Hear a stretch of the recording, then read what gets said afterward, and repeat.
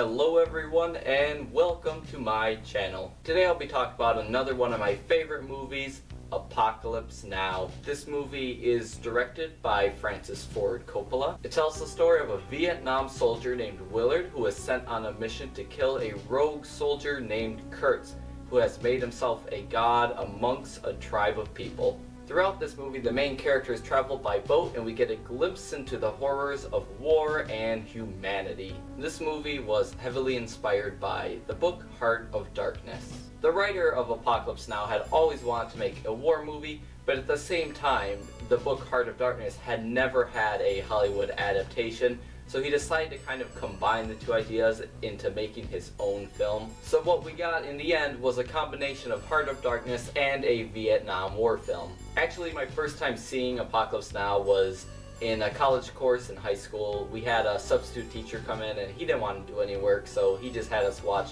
Apocalypse Now since we were reading Heart of Darkness. I remember watching this movie and instantly being amazed by the visuals and the editing. I ended up really loving the movie, but everyone else in my class just seemed to think it was okay. I couldn't find anyone else that really loved it as much as I did. This movie was shot in the 70s, but from the looks of it, you'd think it was a film shot in the 2000s.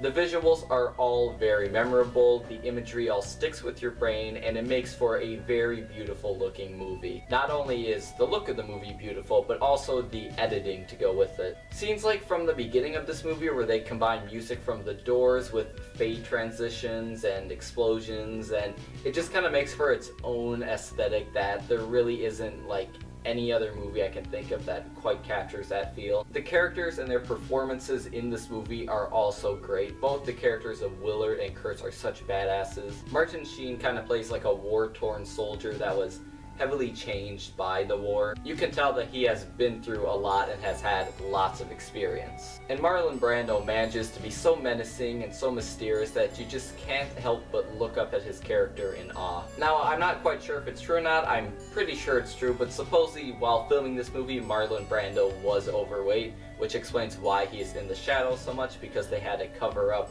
the fact that he was fat and make him look more muscular. However, I love what they did with it because in the end it just makes them even cooler. Even the side characters in this movie are very enjoyable to watch and very memorable. In fact, Dennis Hopper as the photographer is probably my favorite character in this movie, which is insane considering that his character originally wasn't even going to be in the movie. The message of Apocalypse Now is a very clear one, and it's a very well executed anti-war movie. The way it portrays the horrors of war is done in an almost comedic way. The scene where they fly over in helicopters and just bomb innocent people while Ride of the Valkyries plays is a perfect example of this. All of the characters are having way more fun than they should be killing innocent people. However, I do believe that the comedic tone is probably a lot more effective than if they were to play it seriously. When you have something absolutely awful in an anti-movie, but it's done in a very comedic way, it kind of shows how blind people are to the horrors of what they are actually doing. Some examples are probably movies from Paul Verhoeven. He seems to do an excellent job at executing this tone. I love that the characters in this can be such horrible people, but it's so well acted, so well performed,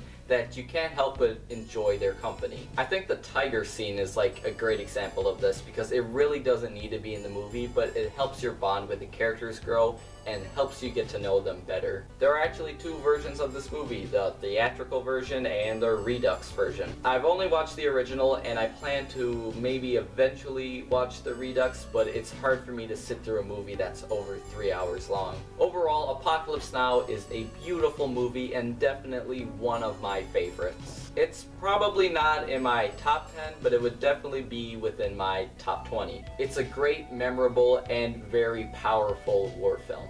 Thank you for watching, and goodbye.